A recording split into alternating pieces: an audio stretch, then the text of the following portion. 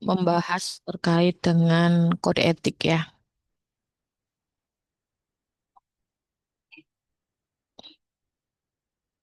Nah, kode etik ini nanti yang harus teman-teman pahami kalau teman-teman sudah menjadi konsultan pajak ya, atau yang sudah nanti mungkin habis brevet, terus kalau ada bukaan ujian USKP nanti boleh ikut ya. Siapa tahu nanti rezeki ya, lulus satu kali ujian, nah nanti bisa jadi konsultan pajak. Jadi kode etik ini dia merupakan materi ya di brevet, jadi cukup penting juga. Jadi kode etik kan dia lebih kepada bagaimana sih konsultan pajak ini harus bersikap, apa hak kewajibannya, apa aja yang perlu dihindari, ya kayak sanksi-sanksinya itu diatur dalam kode etik.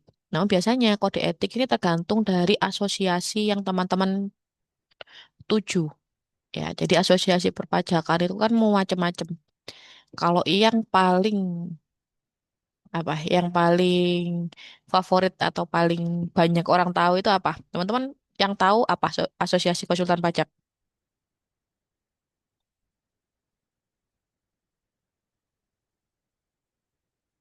Ayo, yang teman-teman tahu apa asosiasi?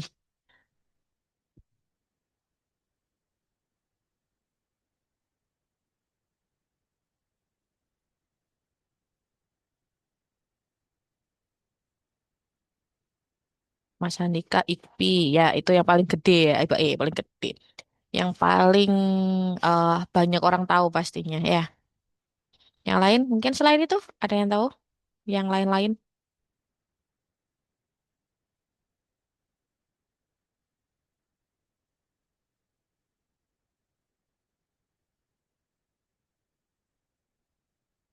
ada AKP 2I, terus Perkopi. Intinya untuk sekarang itu sudah lumayan banyak ya asosiasi konsultan pajak yang didirikan. Jadi nanti teman-teman kalau mau menjadi konsultan pajak setelah ujian USKP bisa memilih mau gabung kemana ya. Ya ada P3K KPI ya. Jadi ada beberapa. Kalau saya tergabungnya di IKPI ya. Kalau saya mikirnya juga gitu. eh Asosiasi yang pertama saya pikir ya IKPI, saya tuju. Jadi saya daftarnya ke IKPI. Nah, jadi konsultan pajak ini apa? Jadi apakah teman-teman saat lulus brevet, dapat CTT, itu bisa dikatakan konsultan pajak kayak gitu. Jadi konsultan pajak ini sebenarnya sebuah profesi memang ya. Tapi saat teman-teman sudah sertifikasi konsultan pajak itu baru dikatakan konsultan pajak yang terdaftar. Ya, terdaftar itu namanya ada di registernya Kemenq ya. Nah, jadi konsultan pajak itu bisa seseorang atau badan yang dia memang ngasih jasa konsultasi pajak kepada WP guna melaksanakan hak dan memenuhi kewajiban perpajakan sesuai dengan perundang-undangan yang berlaku. Syaratnya ya pasti teman-teman yang pertama adalah menjadi anggota ya dari Asosiasi Konsultan Pajak yang terdaftar di DJP. Ya, jadi bisa pilih salah satu. Lalu asosiasi tersebut sedikitnya terdaftar pada dua asosiasi konsultan pajak, yaitu IKPI dan Asosiasi Konsultan Pajak Publik Indonesia. Lalu selain itu, teman-teman juga harus punya sertifikat konsultan pajak, ya. Jadi di sini nanti dia punya tingkatan, ya, punya tingkatan A, B, dan C, ya. Lalu syarat lainnya yang pasti, nah ini kalau teman-teman kerja di BUMN, BUMD, atau PNS itu nggak bisa mengajukan izin praktek. Boleh ikut ujian USKP, tapi nggak bisa mengajukan izin praktek. Kenapa? Karena ada syarat bahwa teman-teman nggak boleh terikat dengan pekerjaan atau jabatan pada pemerintahan, ya. Itu nggak boleh. Nah, jadi di sini kalau mau praktek ya memang harus punya izin prakteknya, itu ngurus ya, ngurus di. Jadi nanti izin prakteknya itu yang ngeluarin dari Kemenq ya. Jadi teman-teman ada yang ngurus, syaratnya ada di webnya ya. Tapi yang pertama yang teman-teman lakukan adalah lulus dulu USKP ya, baru nanti bisa ngurus izin. Nah, sekarang itu USKP free ya. Zaman saya dulu masih bayar, ya lumayan. Sekarang free dan teman-teman silahkan nyoba. Yang batch, apa periode berapa ya? Dua dan tiga ya kalau nggak salah yang Agustus sama Oktober. Nah, itu banyak apa namanya kayak saya kan juga ada kayak apa punya ada grup WA yang isinya ya teman-teman yang memang antusias di bidang accounting ya, tax, finance ya. Jadi itu ada beberapa yang ikut USKP. Kemarin ada yang ngabarin bahwa wah tinggal satu ya. Saya nggak lulus satu Bu KUP gitu. Alhamdulillah.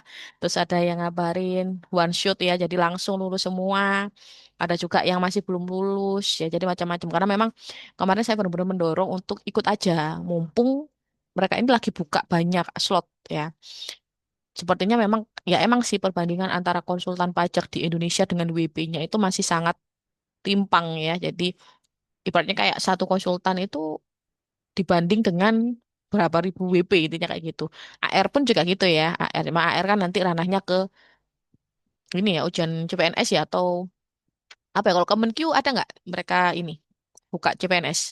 Saya nggak pernah ngikutin CPNS soalnya. Karena ya ini milih salah satu ya. Kalau teman-teman pengen kerja di Kemenq ya ikut CPNS ya atau mungkin ya tapi nanti coba cari jalannya gimana tapi kalau jadi konsultan pajak itu nggak bisa jadi PNS makanya saya dari awal saya tuh nggak pernah apa namanya mencoba untuk jadi PNS pernah sih sekali gara-gara waktu habis lahiran namanya orang tua ya maksa udah kamu jadi PNS aja biar nanti bisa sambil urus anak gitu kan saya daftar terus habis itu saya nggak apa ya kalau nggak salah itu ada syarat yang emang sengaja nggak saya ini soalnya orang tua kan kalau kita nggak membuktikan apa gitu kan mereka kayak masih nyuruh-nyuruh ya terus saya intinya itu pokoknya saya sampai nggak saya pengen sampai ada bukti bahwa saya nggak lulus administrasi akhirnya ini saya anu kan nggak lulus saya tunjukin no ini loh saya nggak lulus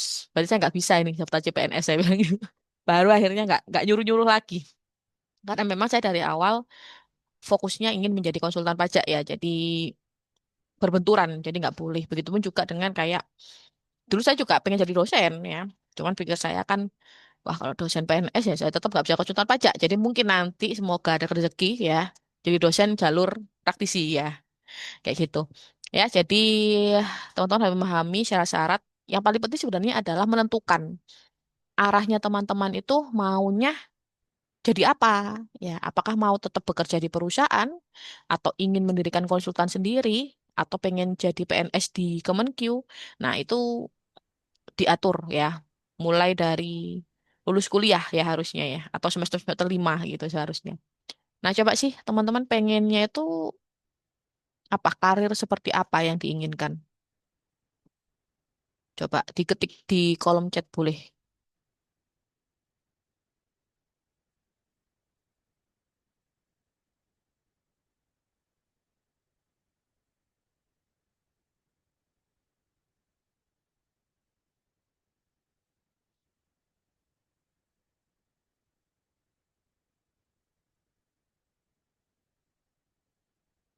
ayo ayo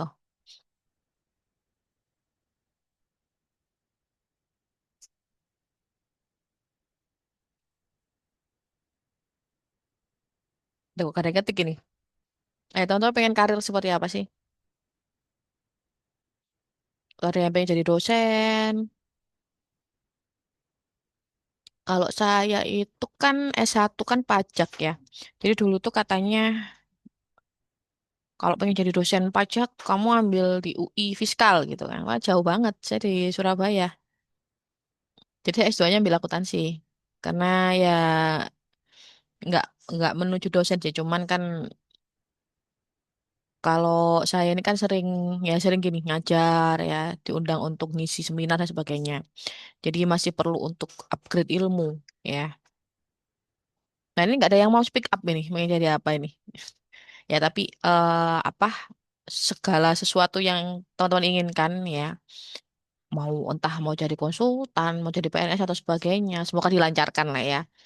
Tapi tetap ibaratnya itu ilmu pajak itu juga penting ya dimanapun teman-teman berada atau apalagi kalau teman-teman bidangnya masih di seputar accounting ya, apalagi tax atau finance. Nah, itu pengetahuan pajak juga penting ya. Nah, lalu hak konsultan pajak di Indonesia. Jadi sertifikat USKP itu kan ada A, B, C ya. A itu hanya bisa memberikan jasa di lingkup orang pribadi ya di Indonesia. Jadi WP ya WP yang memang secara nasional aja transaksinya ya. Nah, kalau B itu bisa OP dan badan ya, tapi masih dalam lingkup Indonesia. Kalau C itu bisa OP badan ya yang bisa merambah ke internasional. Jadi tingkatan paling tinggi ya C. C ini paling jarang buka ya. Kalau nggak salah kemarin buka lagi itu tahun 2 tahun lah, tahun lalu kak kalau nggak salah ya. Ini teman saya ada yang one shoot langsung James Po Winter ya. Kalau itu B itu juga agak jarang yang sering buka itu A. Nanti teman-teman ya kalau apa namanya apa ada bukaan bisa langsung dicoba. Sebenarnya tantangan utamanya karena gratis ya, jadi war tiketnya atau war slot ujian karena yang daftar banyak sekali. Jadi itu yang paling penting. Lalu kewajibannya ya ngasih jasa konsultasi kepada WP dalam melaksanakan hak dan kewajiban pajak sesuai dengan aturan undang-undang ya. Lalu memenuhi kode etik ya yang diterbitkan oleh asosiasi konsultan pajak. Lalu ikut serta dalam kegiatan pengembangan profesional berkelanjutan. Jadi ada PPL-nya. Jadi teman-teman harus memenuhi berapa PPL ya, SKP dalam 1 tahun tersebut. Terus ada juga biaya asosiasi ya. Jadi beratnya tuh di sini sebenarnya ya.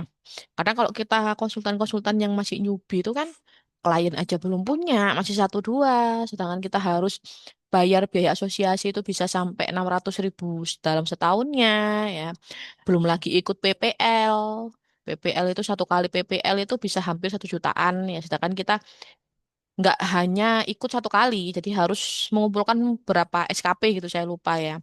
Lalu menyampaikan laporan konsultan pajak ya tahunan. Jadi beda sama SPT tahunan. Jadi laporan konsultan pajak itu ada sendiri. Lalu menyampaikan status setiap perubahan pada nama, alamat, rumah, serta kantor dan melampirkan bukti perubahan.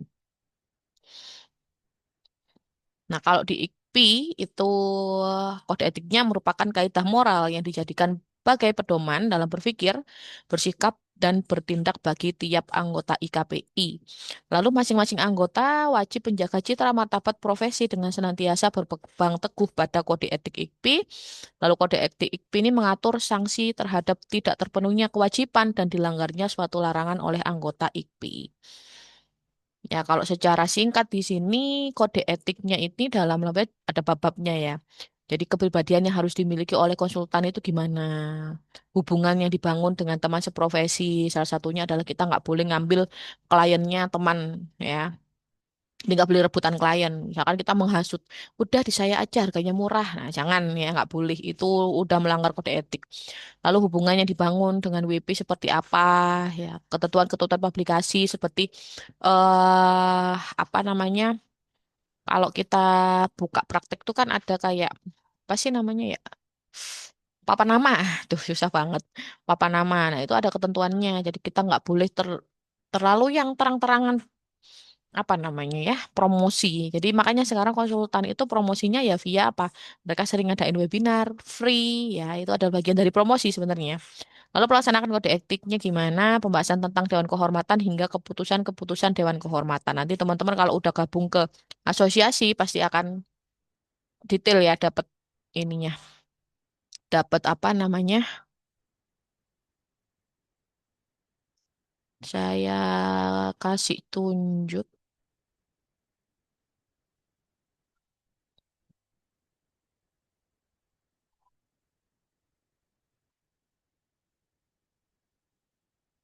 dan kode etik saya mana ya?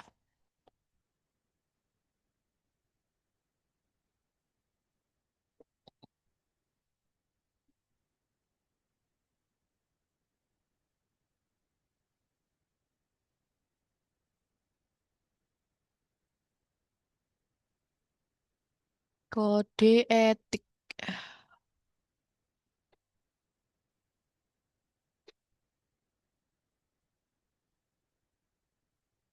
Tuh, nggak ada ya. Taruh mana ya? Ah, hilang teman-teman.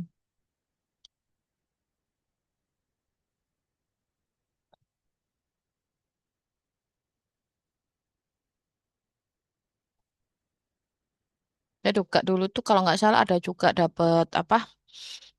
Buku saku juga jadi kayak bagaimana prosedur-prosedurnya, sertifikasinya ya apa, PPL-nya gimana, hak kewajiban, teguran, pokoknya lengkap ya.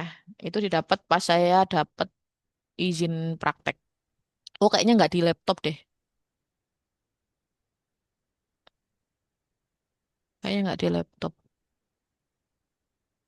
Ya nanti kalau teman-teman jadi konsultan nanti bisa ini ya. Atau di Google kayaknya ada. Oke, untuk kode etik itu hanya dikit sebenarnya, hanya pengenalan kode etik. Nah, itu lebih lengkapnya ada di PMK ya. PMK ini 175 PMK 1 2022. Nah, jadi kita terakhir pertemuan kan besok ya. Kita kan besok ada bahas Cortex ya. Kita besok ada bahas Cortex. Nah, sekarang saya mau kasih pengantar dulu ya untuk Cortex. Jadi besok kita masuk ke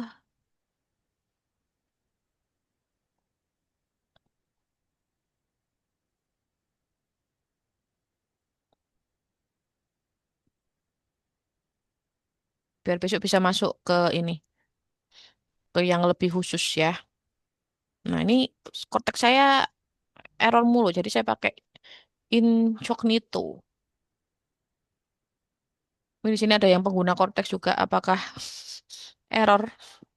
Nah, ini ya, jadi websnya cortex.pajak.go.id. Kapan lalu kayaknya saya ada apa itu namanya simulasi ya. Coba ya, sekarang kita coba ya. Siapa tahu saya ini belum terlalu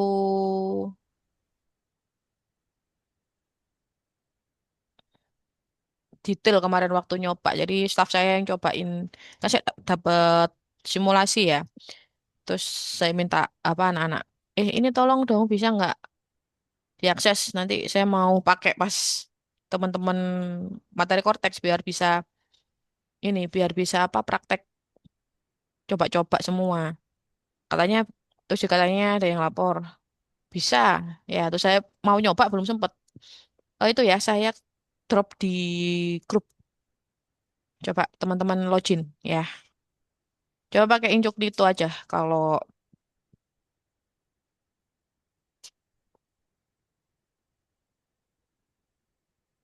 hmm, ini saya kalau akses Cortex itu tak simpen-simpen jadi saya takut lupa. Passwordnya apa tadi? Pajak tangguh. Nah, ini pakai NIK ya. Jadi pakai NIK teman-teman.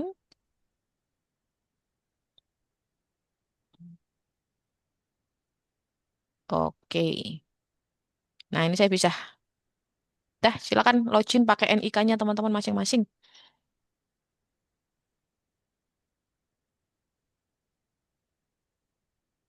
Nah, tapi ini adalah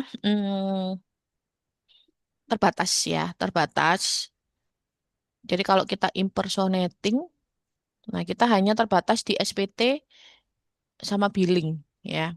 Karena ini kemarin untuk simulasinya itu untuk kita belajar SPT tahunan badan ya. Jadi besok pas kita belajar SPT tahunan badan kita pakainya ini. Nah, bedanya apa sih dengan yang enggak simulasi? Tunggu ya. Saya login ke punya suami saya dulu. Atau teman-teman yang udah pernah akses ya. Jadi bedanya adalah pada nih, bisa lihat kan ya. Jadi menunya tuh kalau yang simulasi cuma dua, SPT sama pembayaran itu pun juga nggak lengkap. Kalau yang asli seperti ini. Nah, jadi mungkin teman-teman ada yang belum pernah akses Cortex terus penasaran. Orang-orang nyuruh impersonating, impersonating itu apa sih? Ya, jadi impersonating adalah saat kita menjadi atau mewakili perusahaan. Jadi kalau dari akses ya Cortex itu kita kalau mau ngapa-ngapain itu pakainya yang OP ya atau akun kita, akun orang pribadi. Kalau saya sih lebih ke pegang akunnya direktur ya atau role aksesnya. Nah, di sini orang pribadi itu dia menjadi akun utama. Lalu orang pribadi dia akan mewakili beberapa perusahaan ya di yang bagian wajib pajak ini. Jadi kalau mereka menjadi direktur atau menjadi role access di beberapa perusahaan itu nanti akan muncul banyak sekali di sini PT-PT atau CV dan sebagainya ya. Gitu. Nah, kalau misalkan kita mau lapor-lapor pajak atau ngerjain pajaknya perusahaan, jangan lupa selalu memindah ya. Memindah atau mengimpersonating ke perusahaan yang memang mau kita kerjakan. Ya, karena defaultnya kalau kita habis login ke akun kita, itu nanti akan default ke orang pribadinya. Ya. Nah, ini kalau orang pribadi, ya jadi di sini tuh portal dan sebagainya, kalau minta kode otorisasi itu di sini. Ya, nah ini penting. Ya, jadi kalau teman-teman habis aktivasi akun Cortex-nya, langsung aja dimintakan kode otorisasi ya, biar nanti nggak apa namanya nggak panik kalau pas kita butuh. Waduh, pas butuh pas error ini kode verifikasinya ya. Jadi minta aja dulu saat habis apa namanya aktivasi. Nah, lalu di sini kita bisa bikin e-faktur langsung, ibu pot, SPT, ya. Ini untuk panduan, lalu bikin billing.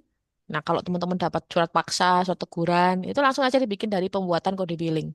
Kalau mau bikin sendiri ya di layanan mau diri kode billing untuk billing-billing yang bulanan gitu ya. Kalau billing kayak dari Bupot terkait dengan SPT unifikasi, terus PPN, badan pun nanti ya orang pribadi nanti itu kita otomatis kan dari SPT-nya. Tapi kalau untuk misalkan teman-teman bikin billing PPh 25 ya atau apa UMKM itu bikin di layanan mandiri, buku besar, ini berisi apa itu ya, semacam ya pembayaran pajak kita. Tadi kepencet ya. Oh ya, berisi pembayaran-pembayaran pajak. Layanan wajib pajak nih untuk urus administrasi. Ya, administrasi perpajakan. Ini untuk ubah kata sandi di manajemen akses. Nah, kita ke e-faktur dulu. Nah, jadi e-faktur jadi langsung ya, langsung bikin di sini. Tapi jangan lupa impersonating dulu. Impersonating. Nah, pokoknya harus ada you are currently impersonating user dari perusahaan apa. Ya, ini harus muncul. Untuk e-faktur, klik. Nah, kalau mau bikin pajak keluaran, faktur di sini ya. Nah, diklik pajak keluarannya. Kalau pajak masukan mah dia akan otomatis masuk filter. Nanti di filter kalau kosong berarti filternya nanti bisa disesuaikan ya. Pajak keluaran. Nah, di sini teman-teman bisa bikin faktur dibuat ya. Nah, kalau terkait dengan faktur di sini, ini kan aturan baru ya. Jadi teman-teman nggak perlu minta NSFP karena apa? Nomor fakturnya nanti akan digeneralisasi dengan digenerate langsung sama Cortex. Jadi nanti dibikinkan. Ya, kita nggak perlu minta kayak yang sebelumnya ya. Nomor seri faktur pajak. Kode transaksi karena sekarang kita pakai di BP nilai lain untuk transaksi biasa itu kita pakai 04. Tanggal ini harus diperhatikan juga. Tanggal masa nanti akan mengikuti dari tanggal. Misalkan ini kita mau, eh,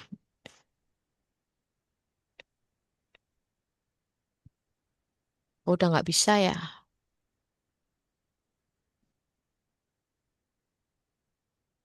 Iya, udah nggak bisa. Oh iya, sekarang tanggal berapa? Ya udah nggak bisa bikin. Udah kekunci yang September. Karena udah lewat dari tanggal 20 ya. Lalu referensi ini biasanya saya isi dengan nomor faktur, alamat ini otomatis. Lalu enaknya kalau kita langsung ngeklik NPWP itu nanti dia akan otomatis. Oh, ini NPWP-nya siapa? Ya, nanti nama dan sebagainya langsung otomatis. Tinggal nanti di detail transaksi ini adalah ngisi transaksinya. Jadi barang apa yang teman-teman jual. Nanti tinggal klik tambah, ya, pilih barang, tipenya barang atau jasa yang dijual, pilih kodenya, ya, namanya, satuannya, terus harganya berapa, kuantitasnya berapa, adakah diskon. Lalu DBP di sini akan otomatis terkalkulasi. Karena kita pakai DBP nilai lain, maka dicentang DBP nilai lainnya. Kita ngitung sendiri. Nah ini ya, saya berharapnya sih mereka bisa otomatis ya. Jadi biar nggak ngitung sendiri.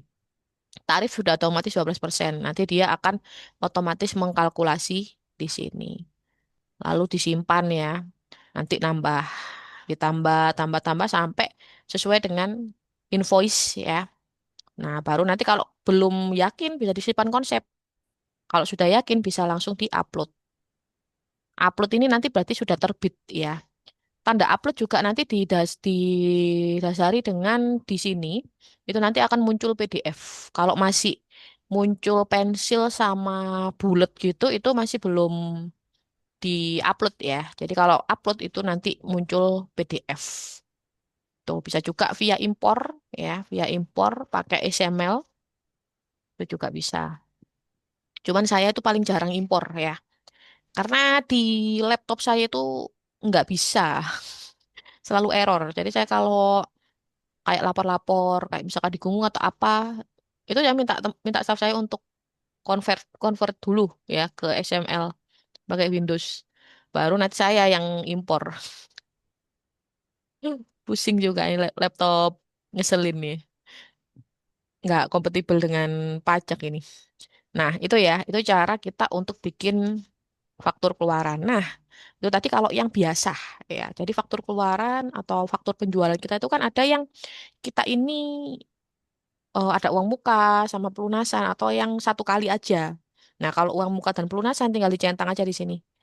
Uang mukanya dulu kan biasanya. Nah, nanti kita bikin kayak biasa, tapi centang uang muka kan. Nah, lalu saat bikin pelunasan nanti kita tinggal tinggal masukin faktur dari yang uang muka kemarin. Nah, nanti dia akan otomatis muncul. Tinggal kita tuliskan, kalau nggak salah pelunasannya langsung juga sih. Itu kalau mau ngedit itu juga bisa misalkan diedit redaksinya atau apa gitu ya. Jadi kalau pelunasan itu tinggal otomatis. Kalau uang muka kita sama kayak cara bikin faktur biasa. Ya itu sayangnya di simulasinya nggak bisa ya. Jadi kita nggak bisa, teman-teman nggak bisa praktikkan. Oh, atau ada teman-teman yang ini pernah ikut sosialisasi di KPP. Biasanya kan hanya bisa pakai wifi-nya KPP kan, baru bisa akses Cortex. Nah, kalau mau coba-coba ke KPP. Tuh ya, kalau masukan itu misalkan ada, kita tinggal centang, terus tinggal klik kreditkan kalau memang mau dikreditkan. Ya, retur, ini nanti akan muncul kalau retur pajak masukan kita yang bikin lewat Cortex juga. Kalau retur pajak keluaran itu kita yang dapat ya dari customer kita, kita nanti tinggal monitoring di sini. Nggak di refresh, refresh nanti oh muncul. Oke. Kalau yang retur pajak masukan, kewajiban kita yang bikin. Ya, jadi nanti kita bikin lewat sini, nanti dia akan ngelink ke customer, iya apa customer, supplier kita. Dokumen lain ini biasanya untuk ekspor ya. Pajak masukan ini bisa ada untuk dokumen lain ya. PIB, nah itu munculnya di sini. Retur-retur lain. Nah, ini ya. Ini adalah terkait dengan e-faktur. Kalau dulu, kayaknya sejak masa apa ya itu ya? Ada yang pakai nggak Cortex? Sejak masa kapan itu sudah nggak otomatis dibikinin? Awal-awal dulu otomatis dibikinkan SPTIM PPN ya. Tapi sekarang sudah nggak. Nah, kalau bikinnya, jadi misalkan udah semua ya, udah di impor, upload semua, masukan juga sudah dikreditkan semua, teman-teman tinggal bikinnya di SPT lalu buat konsep, ya buat konsep, nanti pilih VPN, next, next, next, lanjut, lanjut, tahun kapan, ya periodenya, next normal, baru dibikin, nanti dia akan muncul di konsep. Nah, ini contohnya ya. Ini saya ada bikin. Oh, pembetulan Agustus sama September. Kenapa kok dibetulin ya? Udah, nanti aja deh saya pikir itu ya. Nah, ini ya contoh di pembetulan. Nah, nanti saat dibuka, teman-teman jangan lupa klik posting. Ya, klik posting.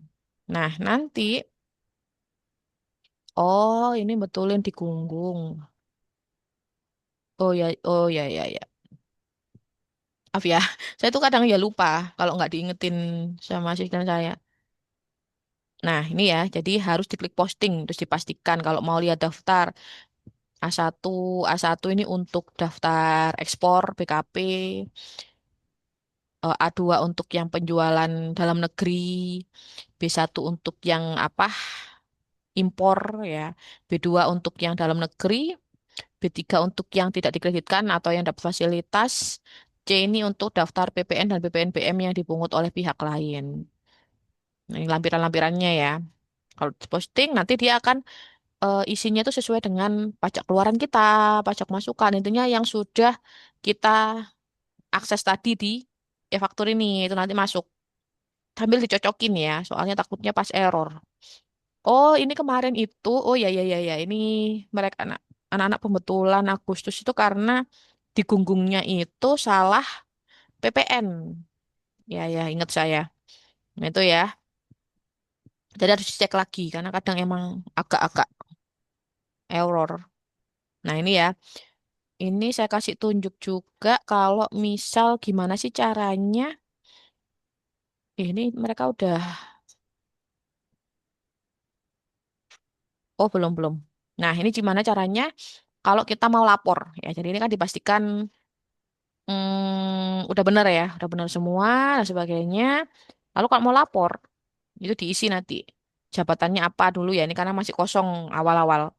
Nah kalau nggak yakin disimpan konsep ya atau belum mau dilapor simpan konsep. Tapi kalau mau dilapor nanti teman-teman tinggal klik bayar dan lapor, dia akan otomatis terdownload billingnya ya kayak gini ya, bayar dan lapor, masukin passphrase-nya. Nah nanti urutannya itu karena ada simpan sama konfirmasi, simpan dulu ya baru konfirmasi. Ntar ke download nggak billingku, nah billingnya ke download, tunggu ya tak simpen sekalian. PT PPN PB1. Nah gitu ya.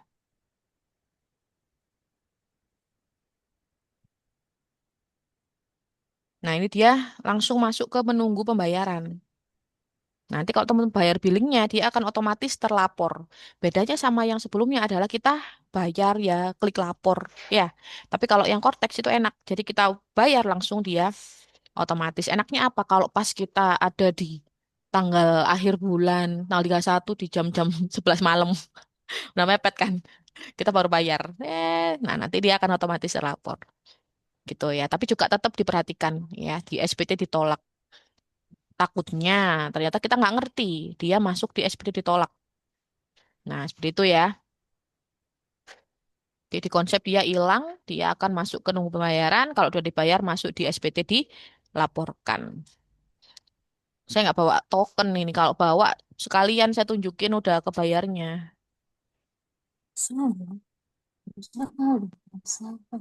Nah itu ya. Oke. Ini untuk SPT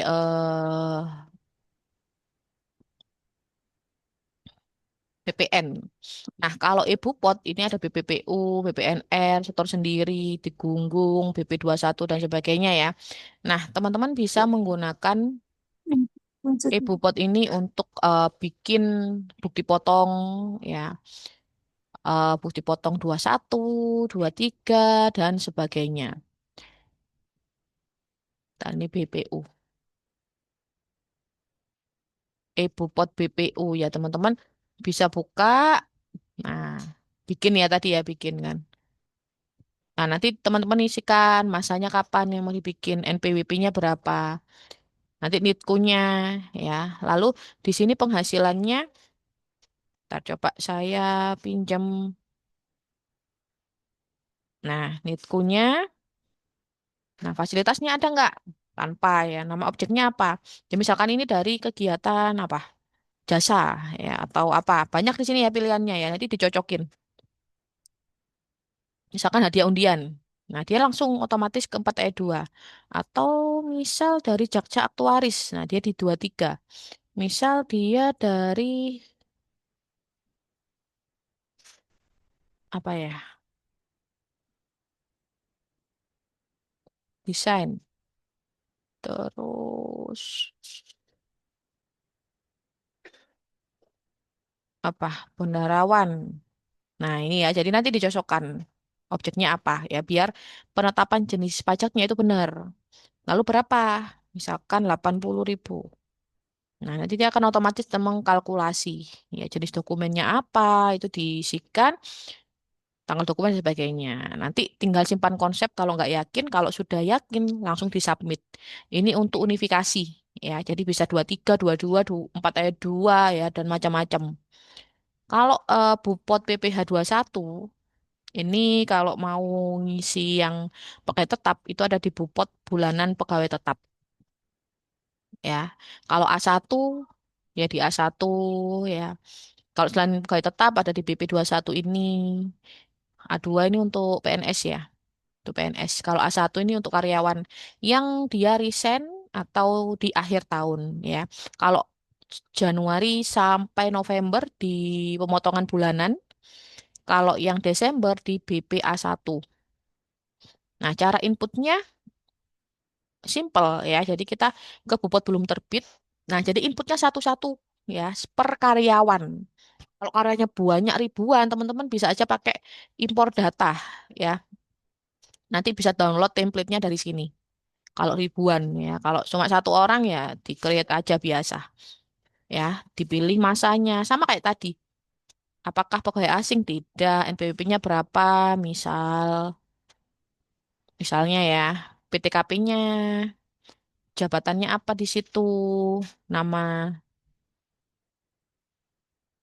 fasilitasnya ada nggak? Terus ini tuh teman-teman lagi ngisi objek apa ya? Jenis apa nama objek pajaknya apa? Kayak tetap misalnya. Nah, nanti tinggal ngisi penghasilannya berapa.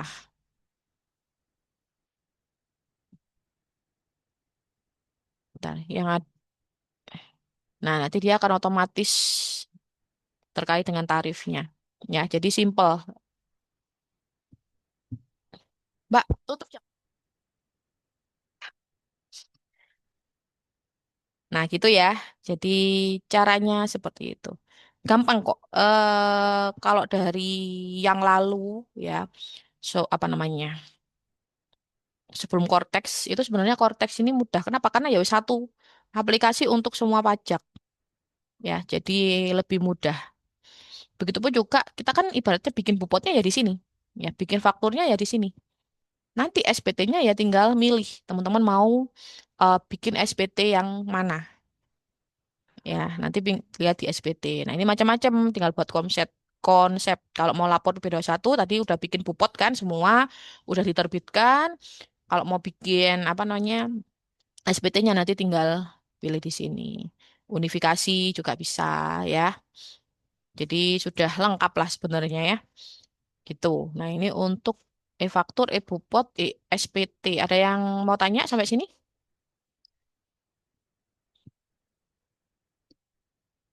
Di sini siapa yang belum punya akses Cortex? Saya, Mas Maulana belum punya.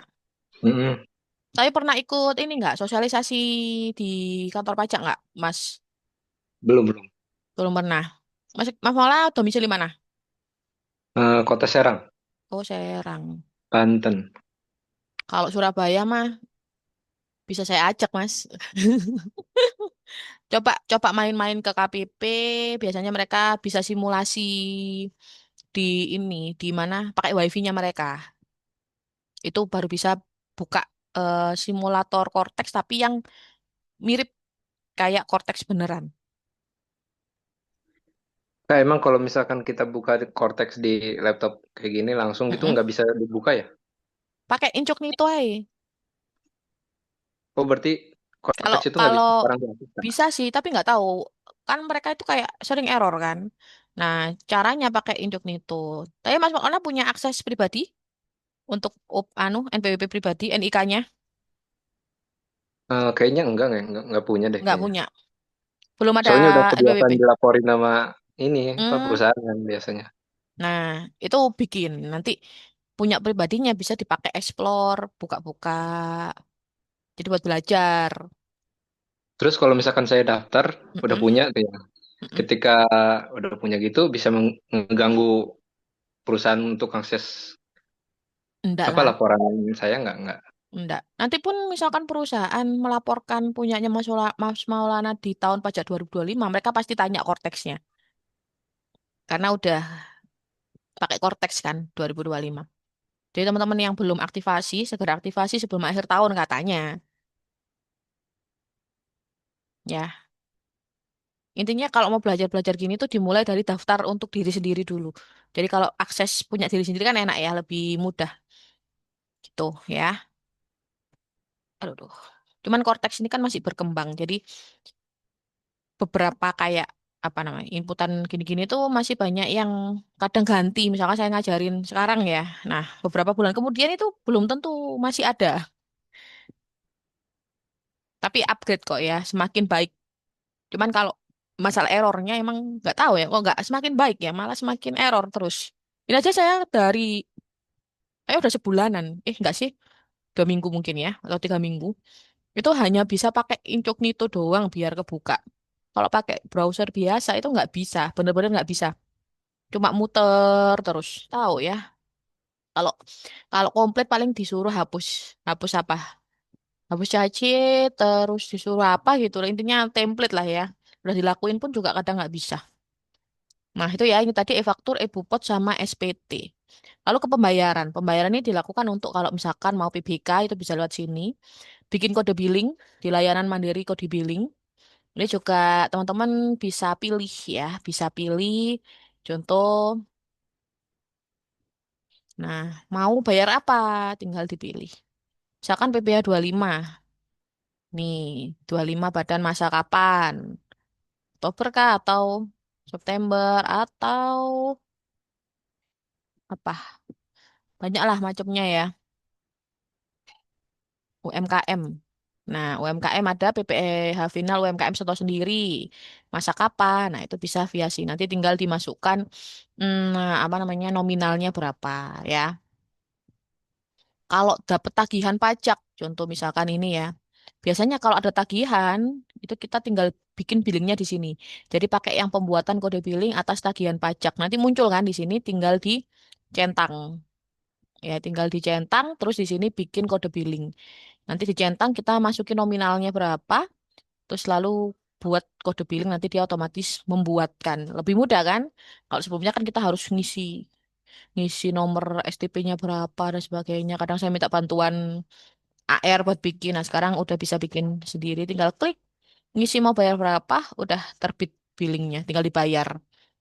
Untuk ngecek apakah tadi kita bikin-bikin billing itu udah dibayar ya. Nah, contohnya kayak gini.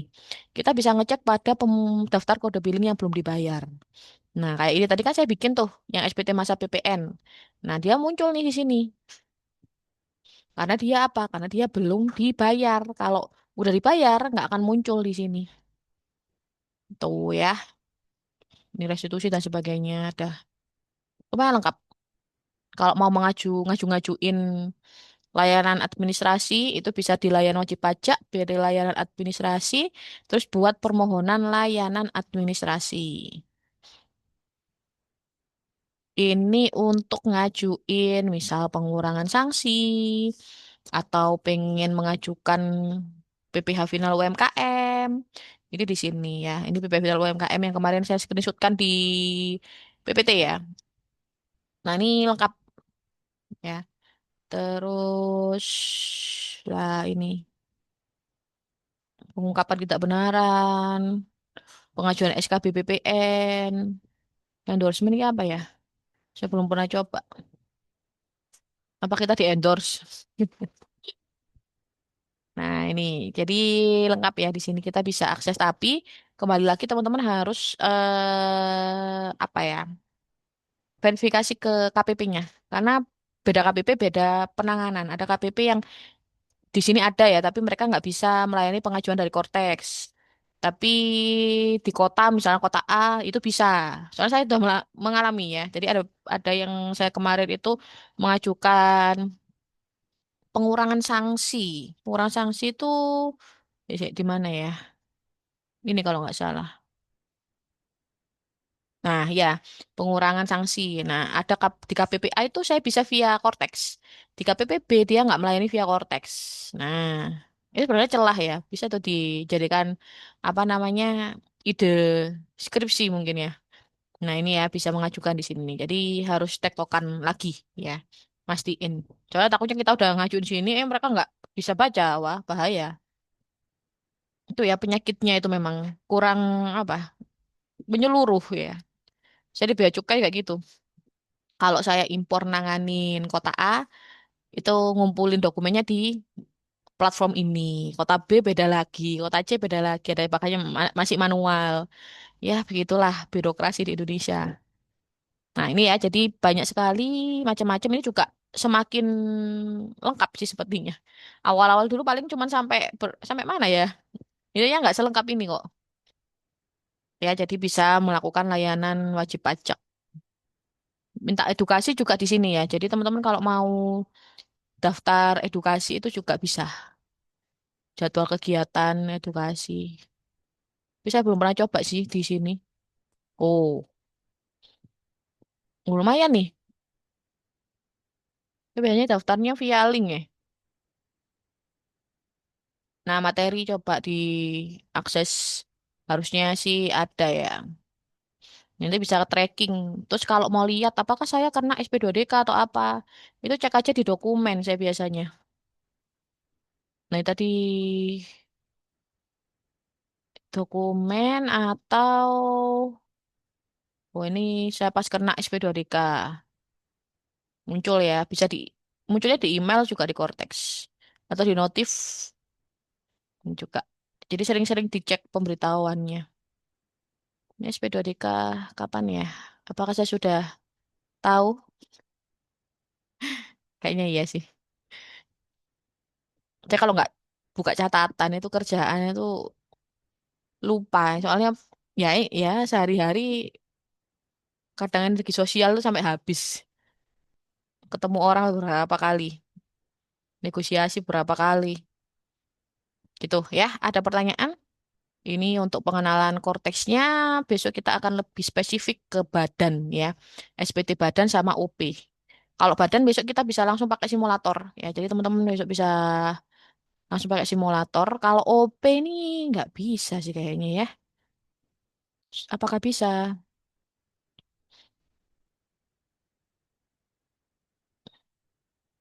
Oh ini otomatisnya kayaknya. Oh bisa ya. Oh tapi badan sih. Nggak apa-apa lah ya. Nanti besok kita belajar. Oke, sampai sini ada pertanyaan? Aku mau nanya Kak, Ya silakan. kan aku sering nemuin faktur pajak yang belum Mm-mm, sesuai ya, kayak mm-mm, tanggalnya tanggalnya nggak sesuai, terus atau enggak mm-mm. alamat Salah. perusahaan yang salah. Nah itu kan nanti akan minta revisian ya ke perusahaan yang bersangkutan. Mm-mm. Nah itu nanti tuh eh, faktur pajak yang salah, yang udah nggak kepake itu tuh bakal expired atau di delete atau gimana? Hmm, bakal tulisannya bakal diganti. Oh, Mm-mm, kalau diganti ya, tapi kalau dibatalkan bikin lagi itu nanti yang dibatalkan itu tetap muncul tapi tulisannya dibatalkan.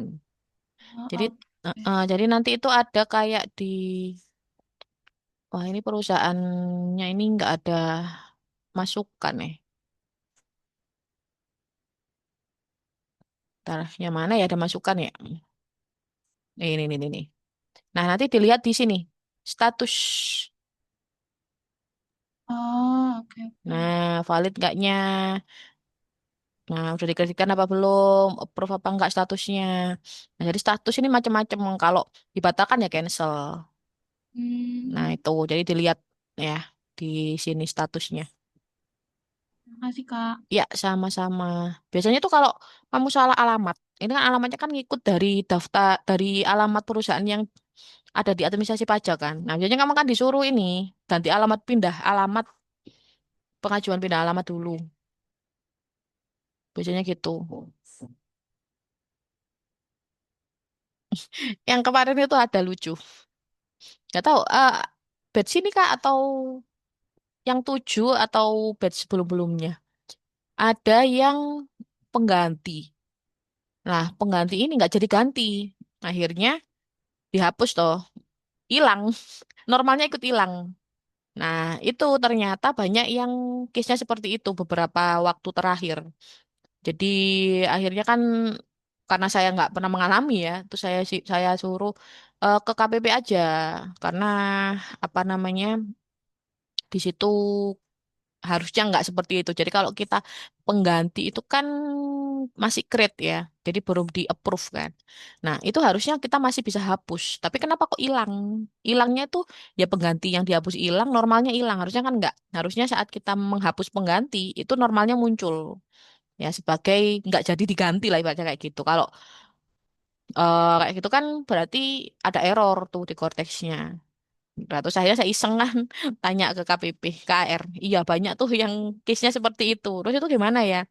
Masih ditangani bilang gitu. Jadi mungkin teman-teman ada yang case-nya sama, nanti langsung aja hubungi Cortex ya. Saya juga pusing ya saya. Saya sampai kaget, waduh, bisa sampai hilang ya. Nah, karena memang Cortex itu lagi ya dia masih tahap kalau orang kerja itu apa? Masih intern ya. Jadi masih banyak yang banyak salahnya. Makanya kita harus hati-hati juga. Harus dicek. Saya selalu cek dulu. Jadi kalau biasanya kan staff saya kan lapor-lapor-lapor gitu kan. Itu pas zaman Cortex dari awal itu mereka yang kayak kerjain misalkan mereka impor, mereka bikin ini sebelum di oke, sebelum saya oke kan nggak dilapor. Soalnya pernah kejadian juga ibaratnya tuh di daftar faktur keluaran 10 juta misalnya ya. Masuk SPT itu nggak 10 juta. Yang pernah itu double jadi 20 juta. Terus pernah juga itu malah nggak ada, nggak masuk daftar. Padahal masa dan sebagainya itu benar. Nah, hal kayak gitu kan kalau kita salah, ya kita yang pusing ya.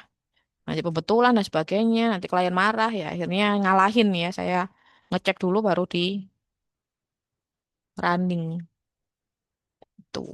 Oke, ada pertanyaan lagi? Ini kafenya mau tutup. Ada pertanyaan lagi teman-teman silahkan. Bisa disiapin ya. Jadi nanti coba login, teman-teman login simulasi pakai web, pakai browser biasa bisa lah. Atau harus pakai Incognito. Dan saya coba ke browser biasa deh. Kalau Cortex, nggak tahu ya saya atau saya kali ya yang ini. Bisa ya ya. Semoga besok aman ya. Nanti sambil saya cari, siapa tahu ada simulator yang bisa buka semua gini. Jadi biar teman-teman nanti bisa explore-explore ya. Siapa tahu yang apa ada yang mau interview atau apa ya nanti bisa jawab. Oke, kalau belum ada pertanyaan untuk hari ini, kita cukupkan. Kita ketemu besok, besok terakhir ya. Kalau bisa datang semua, kita belajar korteks sama-sama. Kita bedah korteksnya ya. Nanti kalau ada pertanyaan, kita bisa cari solusinya bareng-bareng ya. Oke, teman-teman, kalau belum ada pertanyaan untuk hari ini, saya cukupkan. Saya berikan terima kasih ya. Kita ketemu lagi besok. Saya tutup. Wassalamualaikum warahmatullahi wabarakatuh. Makasih ya. Jumpa. Gitu.